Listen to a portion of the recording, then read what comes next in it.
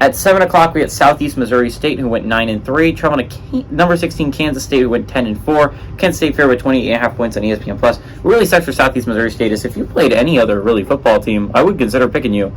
But Kansas State is arguably...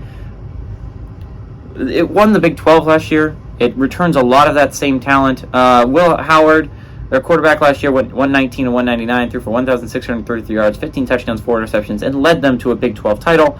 I understand they didn't play the entire year. Adrian Martinez played his role in being as good of a season as it turned out to be for K-State. But Will Howard played his role in getting that championship. Deuce Vaughn on the ground was obviously a huge player. You're going to have to figure out how to replace him, right? Deuce Vaughn was amazing. He had 293 carries for 1,558 yards and 9 touchdowns, and it wasn't even his rushing ability, but also his receiving ability that made him so special. Malik Knowles had 48 catches for 725 yards and 2 touchdowns. You're also going to have to replace Malik Knowles. But you still have a lot of talent on that football team for Kansas State. And honestly, the offense was not what made you special last year. It's your defense.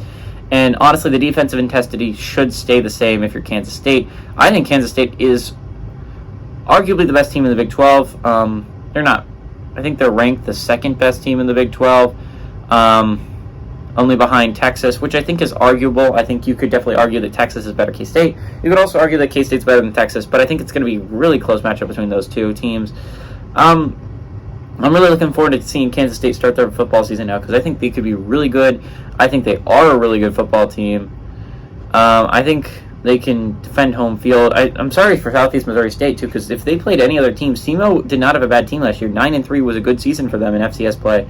That was a good team, and I think they draw a really tough Kansas State team. Give me Kansas State to win and cover the 28.5 point spread.